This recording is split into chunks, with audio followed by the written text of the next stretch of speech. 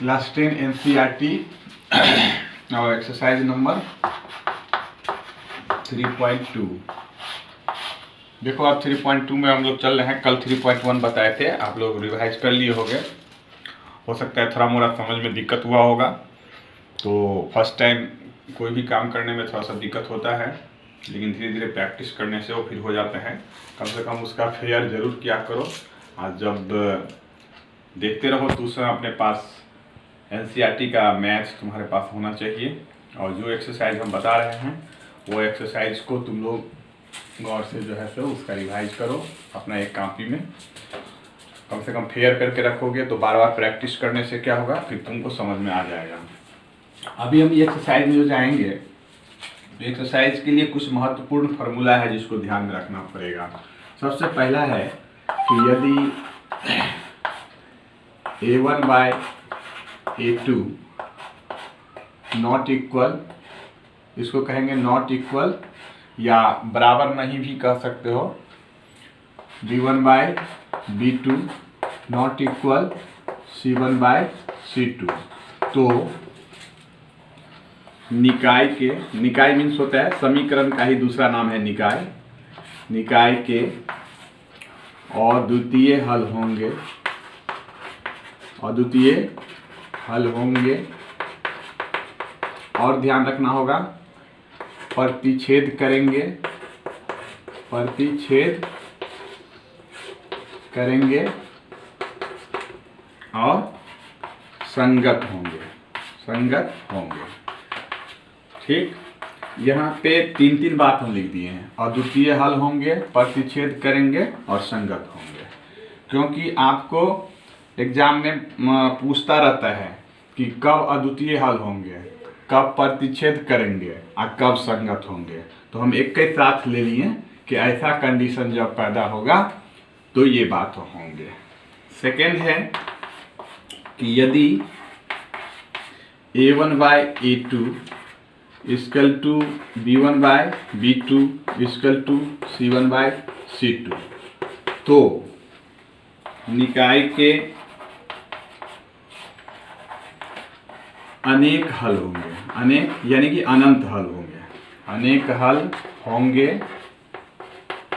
उसके बाद और क्या होंगे, संपाती होंगे, संपाती होंगे।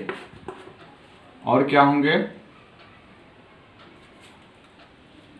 और इसमें भी आपको संपाती होंगे और फिर संगत होंगे, संगत होंगे।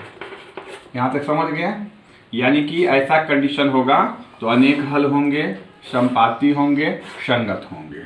और एक तीसरा है कि यदि a1 by a2 equal to b1 by b2 not equal c1 by c2, a1 by a2 equal to b1 by b2 not equal c1 by c2, तो निकाय के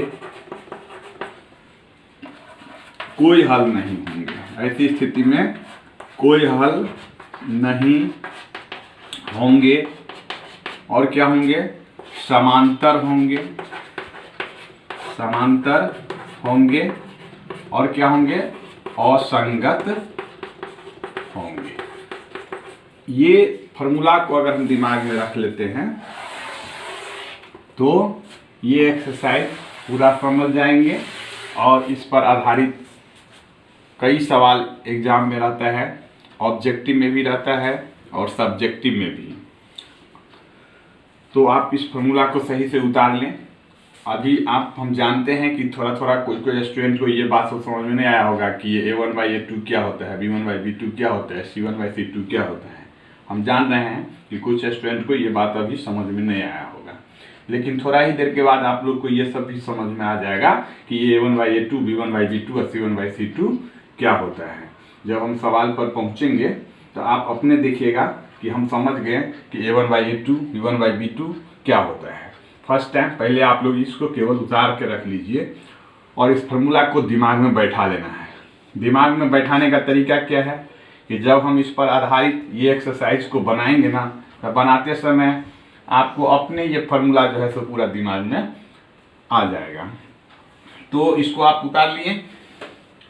अब हम लोग एक्सरसाइज में चलते हैं। एक्सरसाइज देखिए कितना मज़ेदार है नूनू। एक्सरसाइज में सबसे पहला सवाल लेकर के हम चलते हैं। फर्स्ट सवाल देखिए, इसका फर्स्ट सवाल जो है तो बहुत ही मज़ेदार है और आप लोग अपना किताब निकाल लिए होंगे। जब भी बैठिए ये देखने के लिए तो बुक अपने पास उल्टा करके पहले देख लिया कीजिए कि 3.2 में सवाल क्या क्या है। आप एग्जाम के दृष्टिकोण से एनसीईआरटी सबसे महत्वपूर्ण माना गया है। अगर आप एनसीईआरटी की तैयारी ठीक से कर लेते हैं तो किसी भी एग्जाम में आप अच्छा सा प्रदर्शन कर सकते हैं, अच्छा अंक उठा सकते हैं, इसका पूरा गारंटी है। देखिए 3.2 में आपको पहला सवाल कह रहा है, पहला में 2 सवाल दिया हुआ है। पहला का पहला सवाल है, सवाल को हम पढ़ रहे हैं, आप लोग भी अपने किताब में पढ़िए। सवाल क्या कर रहा है, कहता है कक्षा 10 के 10 विद्यार्थियों ने एक गणित के पहेली प्रतियोगिता में भाग लिया जिसमें लड़कियों की संख्या लड़कों की संख्या से 4 अधिक है। तो प्रतियोगिता में भाग लिए गए लड़कों और लड़कियों की संख्या ज्ञात करें। लड़कों की संख्या से 4 अधिक है। यहाँ पर हम लिखेंगे माना कि लड़कों की संख्या को मान लेंगे x, ठीक। तो लड़की की संख्या हो जाएगा आपको x + 4। देखिए जब भी मानिए तो ये देखना पड़ता है कि किसके संख्या से अधिक है, तो जिसके संख्या से अधिक है उसको मानना चाहिए। अभी आपके सवाल में बोल दिया कि लड़की की संख्या जो है तो लड़का के संख्या से 4 अधिक है, तो इसलिए लड़कों की संख्या को हम x मान लिए, तो लड़की ऑटोमेटिक हो गया x + 4।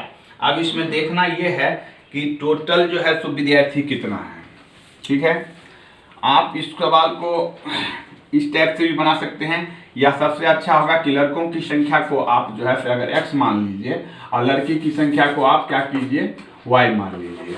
तो क्या हो जाएगा, इससे प्रश्न से तैयार किया होगा कि लड़का लड़की दोनों मिलकर के कितना है, तो दोनों मिलकर के 10 है, तो x + y दिस = 10।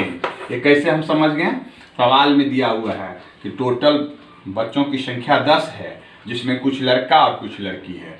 यहाँ पर लिखेंगे हम पुनः प्रश्न से। अब आपका प्रश्न बोल रहा है क्या, इसको समीकरण 1 मान लो। प्रश्न बोल रहा है कि लड़की की संख्या जो है तो लड़कों की संख्या से 4 अधिक है। तो लड़की की संख्या देखिए कितना है, y है ना, तो वो लड़का से 4 अधिक है, तो लड़का x है, तो x + 4। ये समीकरण कितना हो गया, 2, ठीक।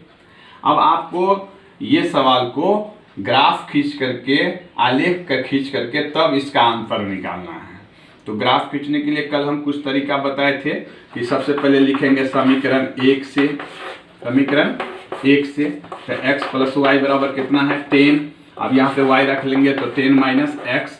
अब यहाँ से एक मान सारणी तैयार करते हैं, x रखते हैं y, x का मान आप अपने मन से कुछ भी रखो। कल भी बताए थे आप लोगों को आलेख में ग्राफ खींचने में कि x का मान अपने मन से रखना पड़ता है। जैसे हम x का मान 4 रख लिए तो ये हो जाएगा 10 - 4, 10 में से 4 गया तो 6। फिर x का मान अपने मन से रखना रहता है, कुछ भी रख लीजिए आप अपने मन से। जैसे x का मान आपको मन हो गया कि नहीं हम इस बार में हम जो है तो 6 रखेंगे, तो 6 रखिए। तो 6 रखिएगा तो 10 में से 6 गया तो ये हो गया 4, ठीक है। तो ये तो आपने समीकरण 1 से किया। अब आप फिर इसी चीज को समीकरण 2 से कर लीजिए, समीकरण 2 से। तो समीकरण 2 क्या है आपका, देखिए समीकरण 2 आपका है y = x + 4। अब यहाँ से फिर एक मान सारणी बनाइए, ठीक, x y। x का मान आप अपने मन से कुछ भी रख लीजिए। जैसे x का मान अगर हम 2 रखते हैं तो y कितना हो जाएगा, x के जगह पर बैठाओगे 2 + 4, तो 2 + 4 = 6। x का मान अगर हम मान लो कि 1 रखते हैं तो 1 रखेंगे तो ये हो जाएगा 1 + 4, तो कितना हो गया ये 5, ठीक। अब आपको इसको ग्राफ खींचना पड़ेगा, आलेख खींचना पड़ेगा। तो ग्राफ कॉपी पर जब आप आलेख खींचोगे तो आपको ये पता चल जाएगा कि x का मान कितना होगा, y का मान कितना होगा। अभी हम देखिए छोटा सा हम एक ग्राफ खींच के देखते हैं। आप ग्राफ पेपर खरीद लीजिएगा बाजार से, उस पर बनाइएगा। यहाँ x दे दीजिएगा, यहाँ x डैश दे दीजिएगा, यहाँ y दे दीजिएगा, यहाँ y डैश। यहाँ 0 फिक्स होता है मूल बिंदु। x का मैक्सिमम वैल्यू 6 है और इसमें 2 है, तो मैक्सिमम कुल मिला करके x का वैल्यू कितना हुआ, यहाँ भी देखना होगा x का मैक्सिमम और यहाँ भी x का मैक्सिमम देखना होगा। तो कुल मिला करके मैक्सिमम की बात होगी तो मैक्सिमम 6 है, तो हम 2 करके भी रख सकते हैं, 2 4 6। इधर आ जाइए, -2 -4 और -6, जो उधर लिखेंगे वो इधर माइनस में लिखेंगे। y में मैक्सिमम कितना है, y में भी संयोग से मैक्सिमम 6 है, यहाँ भी 6 है मैक्सिमम, तो y में भी ले चलिए 2 4 और ये 6, इधर हो जाएगा आपको -2 -4 -6। ये ऐसे ही ग्राफ खींचा जाता है। अब x का वैल्यू 4 और y का वैल्यू 6, तो 4 उठेगा 6 इतना ऊंचा, तो 4 को उठाइए उठाइए उठाइए, कहाँ तक उठेगा, 6 के सामने। इधर से देखिए 6 के सामने आ रहा है, इधर से। यहाँ हमको दिक्कत क्यों हो रहा है, अभी अगर ये ग्राफ पेपर होता ना तो ग्राफ पेपर में आपको एकदम पूरा क्लियर पता चल जाता कि 4 के सामने या 6 के सामने कौन सा बिंदु आएगा, यहाँ आएगा। यहाँ हम लिख दिए 4 6, ठीक है ना। उसके बाद क्या है, x का 6 y का 4, x का 6 और y का 4, तो 6 उठेगा 4 इतना ऊंचा, देखिए 6 उठेगा इधर से 4 इतना ऊंचा, तो 4 कहाँ गया, यहाँ पे, तो ये बिंदु यहाँ पे आ जाएगा, ठीक है। हम इस बिंदु सब का नाम भी लिख सकते हैं, जैसे ये था 4 6 लिख देंगे यहाँ, और ये बिंदु का नाम है 6 4 लिख दिए। अब आराम से स्केल लेकर के इसको मिला दिया, तो ये तो एक ठुक आलेख हुआ। इसी तरीका से दूसरे वाले को करना है, तो x का 2 y का 6, तो x का 2 और y का 6, तो यहाँ आएगा, ये हो गया 2 6। फिर x का 1 कहाँ आएगा, 1 तो इसमें है नहीं, तो 0 और 2 के बीच का मान को 1 माना जाएगा, 1 यहाँ 1 माना जाएगा, देखिए। तो 1 और 5 कहाँ जाएगा, 4 और 6 के मिडिल में, तो वहाँ यहाँ पे आ जाएगा, यहाँ, ठीक है ना। अब ये देखिए, यहाँ से इसको काटेंगे, ठीक है। यहाँ पर आप स्केल लेकर के, ये आपको क्लियर होगा ग्राफ पेपर पर क्लियर हो जाएगा, और तब उससे आपको ये पता चलेगा कि ये दोनों रेखा जहाँ पे कटा वही आपका कटान बिंदु होगा, और तब x y का मान आप निकाल देंगे। अगर आपको अभी दिक्कत है तो यहाँ तक करके मान सारणी तक रखिए, ग्राफ पेपर को फिर से आप ग्राफ पेपर पर सॉल्व कीजिएगा, क्योंकि इस पे आपको उतना क्लियर नहीं समझ में आएगा जितना ग्राफ पेपर पर साफ साफ पता चलेगा। उसमें देखना पड़ता है कटान बिंदु कहाँ होगा, ये होगा। तो ये रहा आपका फर्स्ट सवाल। अब आइए हम सेकंड सवाल की बात करते हैं। इसी का दूसरा सवाल में क्या कर रहा है, दूसरा सवाल इसका कह रहा है कि 5 पेंसिल तथा 7 कलम का मूल्य 50 रुपया है, जबकि 7 पेंसिल और, तो इसमें क्या करेंगे, पेंसिल और कलम है। तो माना कि आराम से मान देंगे, माना कि एक पेंसिल का मूल्य मान देंगे x रुपया, ठीक है ना। उसके बाद एक कलम का मूल्य मान देंगे y रुपया, मान लिया। अब देखिए प्रश्न से कितना पेंसिल है, 5 पेंसिल और 7 कलम का दाम कितना है, 50 रुपया है। तो प्रश्न से 5x + 7y = 50, समीकरण कितना हो गया, 1। पुनः प्रश्न से कल भी इस टाइप का आप लोग सवाल पढ़े थे, और जो था बल्ला और गेंद वाला, या क्या था, एक सवाल था सेब और अंगूर वाला, इसी टाइप से बनाए थे कल भी। उसके बाद आपको सवाल उसी में कह रहा है कि 7 पेंसिल और 5 कलम, 7 पेंसिल और 5 कलम 46 रुपया। तो 7 पेंसिल और 5 कलम 46 रुपया, ये समीकरण 2, ठीक। अब इसको फिर आप उसी तरीका से करेंगे जैसे इसमें किए थे ना, उसी तरीका से इसको भी, जैसे पहले समीकरण 1 से ले लेंगे, समीकरण 1 से। तो समीकरण 1 कितना है, 5x + 7y = 50। अब यहाँ से 7y को रख लेंगे, 50 - 5x, फिर y को रखेंगे, तो 50 - 5x / 7। अब यहाँ से आप एक मान सारणी तैयार करेंगे, मान सारणी तैयार हो जाएगा। कैसे तैयार करेंगे, x y, x का मान अपने मन से आप ऐसा लीजिए कि ये कट जाए, वैसे कुछ भी लीजिएगा तो हो जाएगा, लेकिन हम ऐसा ध्यान रखें कि ये कटने की बात होती है। तो अगर हम 3 रखते हैं तो क्या हो जाएगा, 5 × 3 = 15, 50 में से 15 घटे तो 35, तो ये हो गया 35 / 7, 7 × 5 = 35, तो यहाँ पर हम दे देंगे 5, दे दिया। फिर x का मान कुछ ऐसा रखिए जिससे ये कट जाए, तो हम अगर x का मान जो है सो अगर हम -4 रखें, माइनस में भी आप रख सकते हैं, तो ये हो जाएगा -4 रखने से 5 होगा 20, तो प्लस हो जाएगा, तो 50 और 20 70, तो 7y बराबर कितना हो जाएगा 70, 7 नहीं 70, तो y का मान कितना हो गया 10।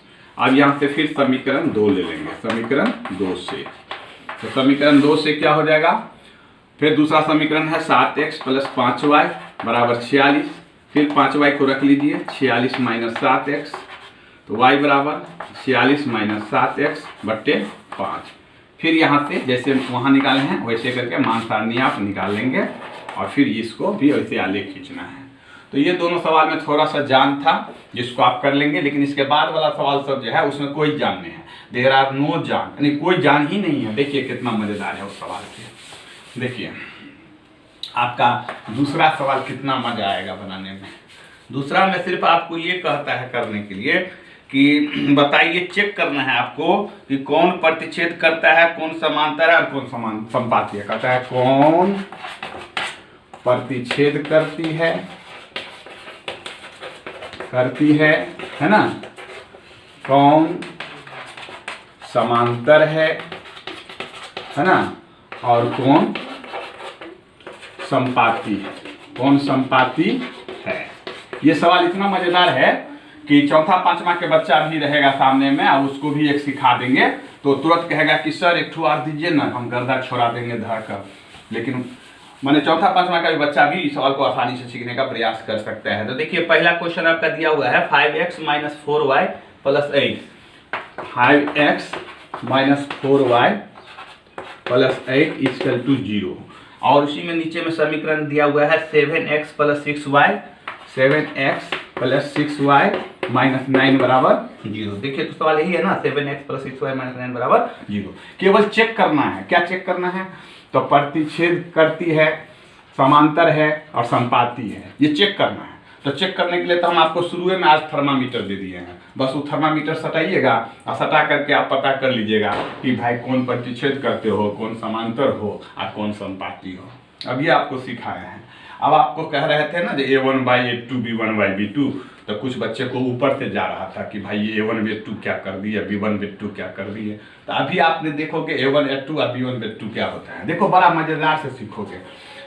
हम अपने से ले लेते A1/A2। देखिए A1/A2 क्या होता है, इसके जो ठीक पाछा में होगा वो A1 होगा 5, और इसके जो पाछा में होगा वो A2 होगा, तो कितना है 7। समझ गए, कितना आसानी से समझ गए A1/A2। कभी कभी इसके पीछे में कुछ नहीं रहेगा, कुछ भी नहीं रहेगा नूनू, तो कुछ भी नहीं रहेगा तो अपने मन से एक, वो एक जो है तो फिक्स है, जो कुछ नहीं रहेगा तो एक मान लेंगे, कुछ भी नहीं रहेगा पीछे में तो एक रहेगा। अभी तो है पीछे में 5, तो A1 का मान 5, A2 का मान 7। समझ गए। अब आप ले लीजिए B1/B2, तो B1 देखिए कितना है -4, और B2 कितना है 6। अब इसको काट भी आप सकते हैं, जैसे 2 दूना 4 और 2 तिया 6, तो ये हो गया -2/3। ठीक है। अब हम ले लेंगे C1/C2, तो C1 किसको कहेंगे, इसको, और C2 इसको, तो 8/-9। समझ गए इजी में। A1/A2 हुआ इसके पीछे, B1/B2 हुआ इसके पीछे, C1/C2 हुआ इसके पीछे। अब गौर से देखिए तो जैसे ये 5/7 है, तो A1/A2 का मान 5/7 है ना, तो क्या B1/B2 का मान 5/7 है, नहीं ना है, नहीं है। और C1/C2 भी 5/7 है, नहीं ना है। माने कि ये तीनों मिल नहीं रहा है, एक जैसा नहीं है। जैसे ये 5/7 है तो यो 5/7 नहीं है, यो 5/7 नहीं है, माने ये अलग चीज है, ये अलग चीज है। तो हम इसको क्या लिखेंगे, A1/A2 बराबर नहीं क्यों, क्योंकि ये बराबर नहीं है। B1/B2 और फिर बराबर नहीं किसके, तो C1/C2, यानी कि ये सब अपने आप में बराबर नहीं है। अब आपको जो अभी थोड़ा देर पहले जो फार्मूला दिए हैं बॉक्स में घेर करके, उससे मिलाइए तो जो ऐसा कंडीशन में प्रतिच्छेद करती है कि समांतर है कि संपाती है, तो निश्चित रूप से उसमें लिखा होगा तो यह प्रतिच्छेद करती है। यही आपका आंसर हो गया। कितना मजा आया, देखा ये सवाल में तो कोई जाने नहीं था, इसलिए हम शुरू में आपको बोल दिए थे देयर आर नो जान। तो सब सवाल जो होता है सब बड़ा ही नहीं होता है, कुछ कुछ सवाल आपको इतना सिंपल मिलेगा कि उसको आराम से आप पूरा जो है सो पूरा गर्दा उड़ा सकते हैं। तो ये सवाल सब गर्दे उड़ाने वाला है। इसमें आपको 2 सवाल और है, जिसको खुद आप अपने से करके देखिएगा, आराम से बन जाएगा। इसमें जो आपको 2 सवाल और जो है, वो दोनों सवाल हो सकता है कुछ बच्चों के पास किताब ना हो, तो उसके लिए हम लिख देते हैं खास करके कि इसमें 2 सवाल और जो है। दूसरा है आपको 9x + 3y + 12, 9x + 3y + 12 = 0, और उसके बाद है 18x + 6y, 18x + 6y और +24 = 0। इसको भी वही चेक करना है कि क्या है, तो आप उसी से चेक कर लीजिएगा। a1/a2 9/18 कट जाएगा तो 1/2, b1/b2 3/6 कट जाएगा तो 3 दूना 6 1/2, c1/c2 12/24 कट के 1/2। इसमें संयोग से तीनों बराबर होगा, तो तीनों बराबर में आपको शायद लिखाए हुए हैं, देख लीजिएगा, उसमें संपाती होगा। जब तीनों बराबर होगा तो संपाती, देख लीजिएगा। और इसी में तीसरा सवाल दिया हुआ है आपको 6x - 3y, 6x - 3y + 10 = 0।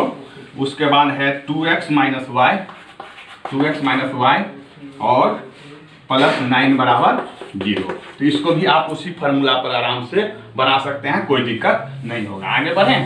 अब मजा आ रहा है ना, हम बोले थे ना कि आगे जैसे जैसे बढ़ोगे तो मजा आता जाएगा। हम लग रहा है कि अब आप लोग को मजा आता होगा। अब देखिए तीसरा प्रश्न को हम लेकर चलते हैं। तीसरा भी मजेदार प्रश्न है। तीसरा में आपको क्या करना है ननू, कौन है क्या करना है, वही जो करना है।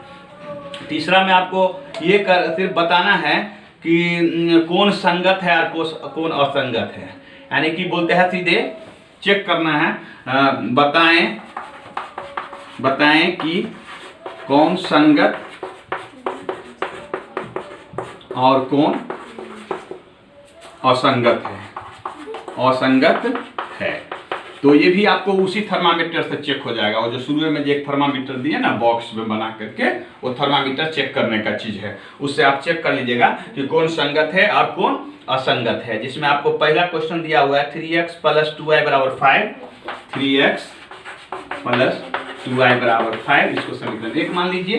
और उसके बाद दूसरा दिया है 2x - 3y = 7, 2x - 3y = 7। ठीक है, गौर से देखिए। तो इसमें भी हम क्या करेंगे, a1/a2 ले लेंगे। a1/a2 कितना हो जाएगा 3/2, फिर b1/b2 ले लेंगे।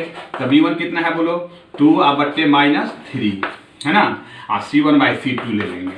तो c1/c2 में क्या हो जाएगा 5/7। अब देखिए तो गौर से, जैसे a1/a2 3/2 है, तो b1/b2 3/2 है, नहीं है, अलग है, ये 2/-3 है, अलग है। और क्या ये है बराबर, तीनों को मिलाइए तो ठीक से, जैसे ये 3/2, तो क्या ये भी 3/2 है, नहीं है, ये भी 3/2 है, नहीं है, यानी कि इसमें भी क्या हुआ, बराबर नहीं हुआ। तो इसमें भी हो गया a1/a2 ≠ b1/b2 ≠ c1/c2।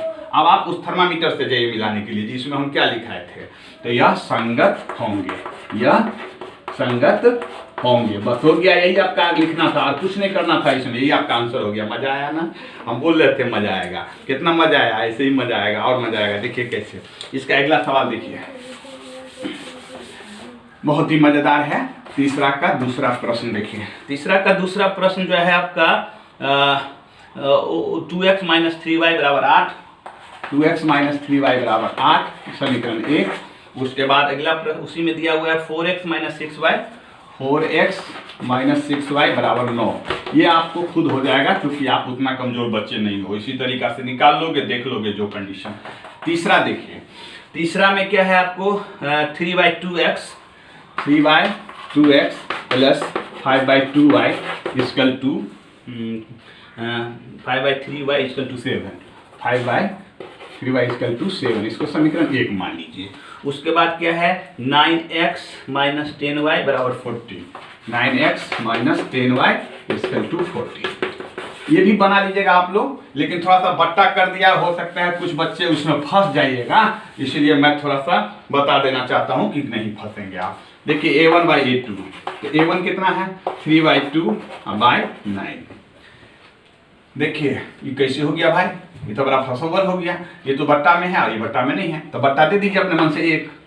गणित में 1 छुपल रहता है। गणित में इसका नाम है नेंगरुआ भिन्न। कभी नेंगरुआ भिन्न सुने हो? नहीं सुने हो तो आज सुन लो नेंगरुआ भिन्न क्या होता है। नेंगरुआ भिन्न में 3/2, ये 1 चला जाएगा ऊपर और नैन आ जाएगा नीचे। इसको निंगरौआ भिन्न बोला जाता है। क्यों नाम पड़ा निंगरौआ भिन्न? क्योंकि इतना बट्टा है ना, इतना बट्टा, इतना बट्टा, इतना बट्टा, इतना, खाली बट्टे बट्टे, देर आर नथिंग बट बट्टा बट्टा बट्टा। भाई इतना बट्टा को देख के माथा सनकने जाएगा, तो उसी के लिए इसका नाम रख दिया गया निंगरौआ भिन्न। निंगरा निंगरा करके तुम बढ़ते रहो जितना बढ़ोगे, हम उसको सॉल्व कर देंगे। तो 3/2 को ऐसे ही रहने देंगे, इसको सीधे ऊपर भगा देंगे, 1 और 9 नीचे आ जाएगा। आप इसको काट भी सकते हैं, 3 तिया 9, तो 1 और 2 तिया 6। देखिए कितना मजेदार से हो गया। ये सवाल हमको क्यों बताना पड़ गया? यही बताने के लिए निंगरौआ क्या होता है। ये बहुत जगह इसका जरूरत पड़ता है। अब आइए b1/b2। b1 का मान कितना है? 5/3 -10। फिर अकनीचा में 1 दे लीजिए अपना मन से, और फिर इसको उसी तरीका से निंगरौआ भिन्न कर लीजिए। 1 को ऊपर चलिए, नीचे में लिए मैंने 10। ऐसा करने से क्या होगा कि गुना भाग गलती होने की संभावना बिल्कुल नहीं रहेगा, और जबरदस्ती करते रहेंगे तो फंस जाएंगे।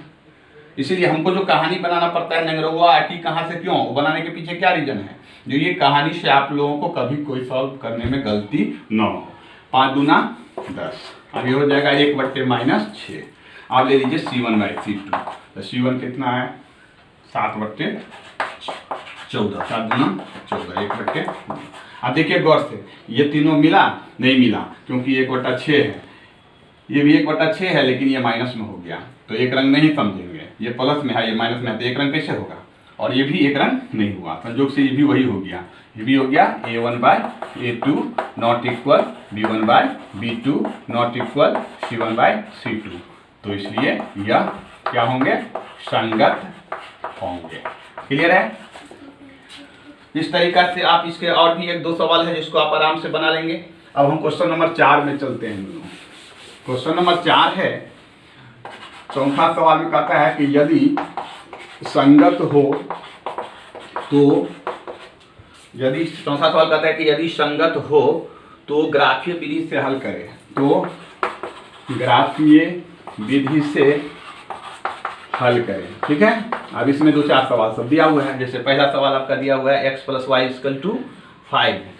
x + y = कितना है? 5। इसको समीकरण 1 मान लीजिए। उसके बाद फिर दिया है 2x + 2y = 10। 2x + 2y = 10, समीकरण 2। क्लियर है? तो बड़ा इजी से पहले तो हमको पहले तो थर्मामीटर से चेक करना पड़ेगा कि संगत है कि नहीं, तभी हम आगे सोचेंगे। संगत होगा तब ये ग्राफीय विधि से हल, अगर संगत नहीं होगा तो वहीं पे वहीं रुक जाएंगे, वही आंसर हो जाएगा, सीधे लिख देंगे संगत नहीं है। तो पहले लिखेंगे A1/A2। तो A1 का मान क्या बोले थे? x के पीछे में नहीं कुछ है ना, तो नहीं कुछ है तो अपने मन से 1, और यहाँ पे क्या है? 2, ठीक। फिर B1/B2, तो y के पीछे में कुछ भी नहीं है तो 1, यहाँ 2। फिर C1/C2, तो कितना है? 5, 5/10। इसको काट सकते हैं, 5 दूना 10, 1/2। संयोग से देखिए सब 1/2, 1/2, 1/2, सब 1/2 हो गया, यानी कि सब बराबर हो गया। यानी A1/A2 बराबर B1/B2 बराबर C1/C2। ऐसी स्थिति में हम क्या बोले थे कि संगत होगा, लिखेंगे यह संगत है, संगत है। अब संगत है तो वो जो आलेख विधि से हल सीखा है उस टाइप से वो तो ग्राफ पेपर रहेगा तब ये होगा, हम मान ताने निकाल देते हैं। लेकिन अभी जो चाहिएगा कि हम पूरा ग्राफ सीख जाएं, सुने होगा ग्राफ पूरा सीखने के लिए आपके पास ग्राफ पेपर होना ही चाहिए, जिस पर सही सही लकीर पड़ेगा और तब पता चलेगा। फिर भी हम इसको मान ताने निकाल देते हैं। संगत है इसीलिए इसको आगे बनाएंगे। अगर ये संगत ना होता, असंगत होता तो सीधे लिख देते हैं यह संगत है और यही आंसर हो जाता है, इससे आगे नहीं बढ़ते हैं। लेकिन अभी संगत हो गया तो अब हम इसको आगे कैसे बढ़ाएंगे? यहाँ पर लिखेंगे समीकरण 1 से। तो x + y बराबर कितना है? 5। यहाँ से y रख लेंगे तो हो जाएगा 5 - x। अब यहाँ से मान तानी तैयार करेंगे x y। x का मान कुछ ले लीजिए, जैसे 2 ले लेते हैं तो 5 में से 2 गया कितना होगा? 3, ठीक। फिर x का मान कुछ ले लीजिए, जैसे मन में 3 हुआ, 3 रख लेते हैं तो 3 रखेंगे तो 5 में से घटे 3, 5 में से 3 गया तो 2, तो यहाँ 2। फिर यहाँ पे क्या करेंगे? समीकरण 2 लेके चलेंगे, समीकरण 2 से। समीकरण 2 क्या है आपका? 2x + 2y = 10। 2 कॉमन लेंगे, x + y = 10। अब ये 2 पंचे 10, x + y बराबर कितना हो गया? 5। देखिए ये वैसा ही समीकरण हो गया, सेम समीकरण हो गया। तो यहाँ भी वैसे ही करेंगे, 5 - x, सेम वही बात उतार लीजिए, हूबहू, इसमें दिमाग लगाने की जरूरत नहीं, वही वाला बात उतार लीजिए। x y 2 3 3 2। अब इसका जो आप आलेख खींचोगे ना ग्राफ पेपर पे, तो इसमें एक खासियत होगा कि अगर एक रेखा ऐसे जाएगा ना, तो दूसरा भी जो रेखा जाएगा तो इसी पर चला जाएगा, इसी पे। इसीलिए इसको संपाती बोला गया है, संपाती, क्योंकि एक ही रेखा पर दो स्रोत, चूंकि सब दोनों का मान साबित एक ही रहे ना, तो ग्राफ पेपर पर करके देखना है इससे आगे। तो ये हो गया आपको।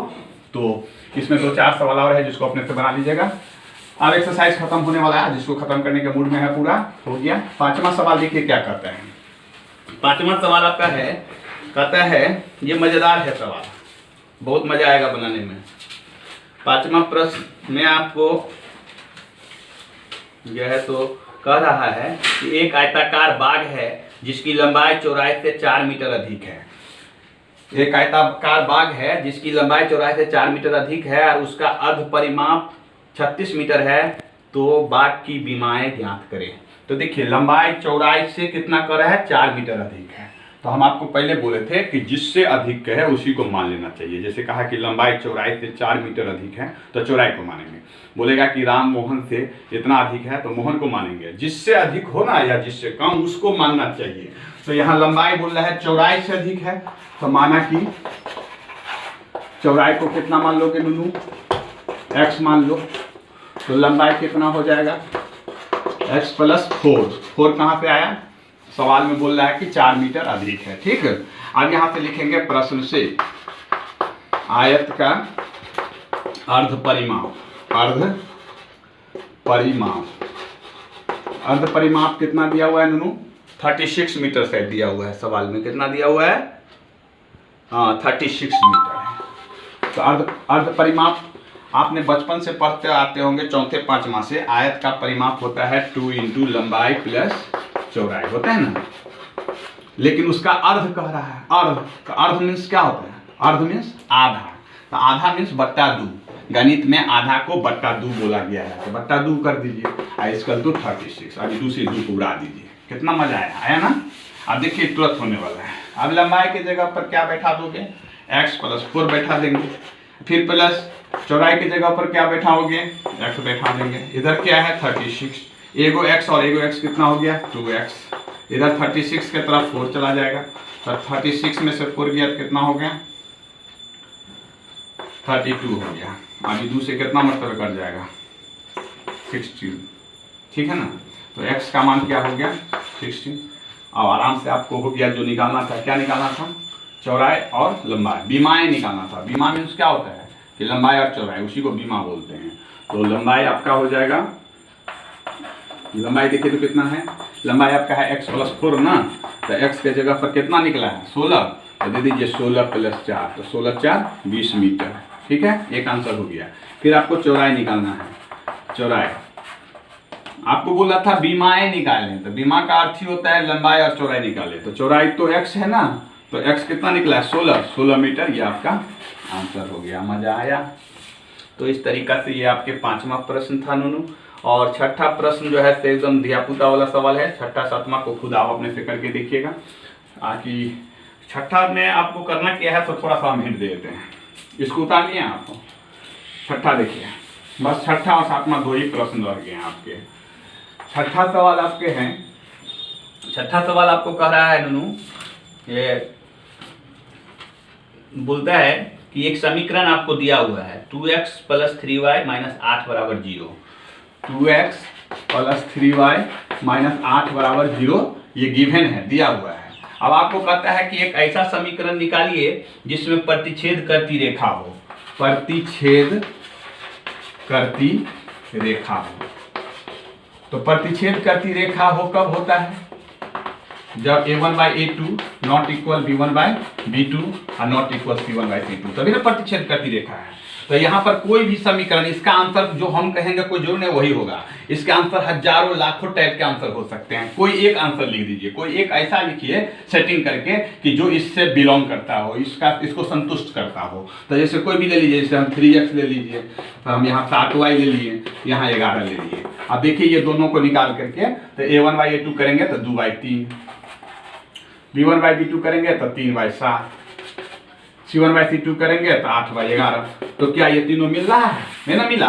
तो इस टाइप से ये आपके आंसर होंगे। कितना मजेदार था। अब इसी का दूसरा क्या कर रहा है, इसी में सेकंड कह रहा है कि समांतर रेखा हो, समांतर रेखा हो। तो अभी आपको सिखाए हैं कि समांतर रेखा होने के लिए a1/a2 बराबर b1/b2 और नॉट इक्वल c1/c2 तो समांतर होता है। तो फिर इसी टाइप में सेटिंग कीजिए ऐसा, जैसे कि हम ले लिए 4x ठीक प्लस 6y ठीक है, माइनस ले लिए 13। अब देखिए आप दोनों को सेटिंग करके तो ये वाला मिल जाएगा। कैसे? a1/a2 ले लेते हैं तो 2/4, तो 2/4 को काटिए, 2 दूना 4, 1/2। फिर b1/b2 ले लेते हैं तो 3/6, तो 3/6 को काटिए 1/2, ये भी 1/2 हो गया, यानी 2 मिल गया और तीसरा नहीं मिलेगा, तीसरा 8/13 होगा। तो ये आपके आंसर हो गए हैं। मजा आ रहा है ना? अब लास्ट इसके तीसरा है। तीसरा में कह रहा है संपाती रेखा हो, संपाती रेखा हो। तो संपाती में क्या होगा? इसमें होगा a1/a2 बराबर b1/b2 बराबर c1/c2, यानी संपाती में सब बराबर होता है। तो आप इसी को उतार दीजिए, वही बराबर हो जाएगा तब, यानी तो सबको दुगुना कर दीजिए, फिर तो सबको तिगुना कर दीजिए, सब एक रंग हो जाएगा। तो इसका आंसर आप कर सकते हैं, जैसे मान लीजिए सबको या एक रंग या दोगुना ही दुगुना कर देते हैं, 2 दूना 4x प्लस 6y और माइनस 16 बराबर 0। तो इसका ये आंसर। तो इस तरीका से आपको चौथा तक हो गया। लास्ट सवाल 7वां बहुत ही मज़ेदार है। ये 7वां प्रश्न जो है आपके नुनू, ये आपको बता दूं कि 2019 का जो एग्जाम हुआ था, मैंने 2018 का, उसमें आपको पूछा था 5 नंबर में ये प्रश्न। तो 7वां प्रश्न लास्ट है, उसको सही से देख लीजिए, उसके बाद ये आपका एक्सरसाइज खत्म हो जाएगा। तो 7वां प्रश्न आपका जो दिया हुआ है नो, उसमें बोलते हैं समीकरण है x - y + 1 बराबर 0, x - y + 1 बराबर 0, समीकरण 1। उसके बाद क्या बोल रहा है 3x + 2y - 12, 3x + 2y - 12 बराबर 0, ये समीकरण 2। दिस क्वेश्चन इज बहुत ही है, बहुत इंपॉर्टेंट, समझ गए ना? तो ये हो गया आपको समीकरण 2 दिया हुआ है। कहता है इसके बीच में जो है आलेख खींचिए, ग्राफ खींचिए और उसके बने बिंदु से एक त्रिभुज की रचना करे और उसका छायांकित करे और फिर उसके शीर्ष के निर्देशांक ज्ञात करें। यानी कि बहुत तरह की चीज इसी सवाल में घुसा दिया है, लेकिन कितना भी घुसा दिया है तो उस सब को हम लोग चाहेंगे तो आराम से जो है तो बना सकते हैं। दोनों है सवाल बहुत ही इंपॉर्टेंट। VVI के पावर बहुत ही पावर डाल दो, 1 करोड़ डालो अच्छा रहेगा, करोड़ों से ज़्यादा डालो, यहाँ से ले चलो अमेरिका तक घिसते हुए। इतना इंपॉर्टेंट सवाल है ये, 5 नंबर में पूछ ही देता है। और इसको हम अच्छा से देख लेते हैं। देखो समीकरण 1 से आप लिखेंगे x - y + 1 बराबर 0, ठीक। तो अब हमको क्या करना है नूनू? कौन क्या करना है? वही जो करना है। देखो ऐसा करते हैं कि y को एक तरफ ले चलते हैं, आई सबको रहने देते हैं, ठीक है। तो उधर जो y चला जाएगा तो -y क्या हो जाएगा +y, तो एक तरफ क्या बचेगा x + 1, ठीक है। अब यहाँ से हम एक मान सारणी तैयार करेंगे। कितना विद्यार्थी को समझ में नहीं आया ये क्या किए, सो -y को रख लेते हैं। अब इस सबको उधर ले चलो तो x उधर जाएगा तो -x + 1 जाएगा तो -1। अब यहाँ से माइनस कॉमन ले लो, x + 1। अब देखो अब समझ में आ गया y बराबर x + 1। अब यहाँ पे क्या करेंगे, जैसे कि हो मान सारणी तैयार करेंगे। x का मान अपने मन से आप ले लीजिए, जैसे 1 ले लेते हैं तो 1 + 1 कितना हुआ 2, ठीक। x का मान हम 0 ले लेते हैं तो 0 + 1 कितना हो गया, 0 में 1 जोड़ेंगे तो 1। समझ में आ गया। फिर ले लेंगे हम समीकरण 2 से। समीकरण 2 क्या है आपका? समीकरण 2 है 3x + 2y - 12 बराबर 0। हम यहाँ पे 3x + 2y को रखते हैं, पहले 12 को ले गए उधर, अब हम 2y को रखते हैं तो 12 - 3x, ठीक है। अब फिर हम क्या करेंगे y को रखते हैं, तो y को रखेंगे तो हो जाएगा 12 - 3x बट्टे कितना 2। अब यहाँ से एक मान सारणी तैयार करो। मेन होता है मान सारणी सही निकाल लिए तो सवाल आसानी से बन जाता है। x का मान हम अपने मन से कुछ भी रख लेते हैं, जैसे 2 रखते हैं तो 3 दूना 6, 12 घटे 6, 12 में से 6 गया तो 6, 2 तिया 6 कट गया। फिर x का मान हम कुछ भी रख लेते हैं, जैसे मान लो हम 4 रखते हैं तो 3 चौका 12, ये हो गया 12 घटे 12 बट्टे 2, 12 में से 12 गया तो 0 0, तो ये 0, कोई दिक्कत। अब देखिए यहाँ से आलेख खींचना है। ये तो ग्राफ पेपर पर होगा, हम तो इस पे बना रहे हैं तो जुलूम कर रहे हैं, लेकिन देखते हैं कहीं हो गया तो ठीक है, सीख जाओगे। ये ग्राफ पेपर पर होना चाहिए। x का मैक्सिमम वैल्यू देखो कितना है, 1 है। इसमें मैक्सिमम वैल्यू कितना है, 4 है।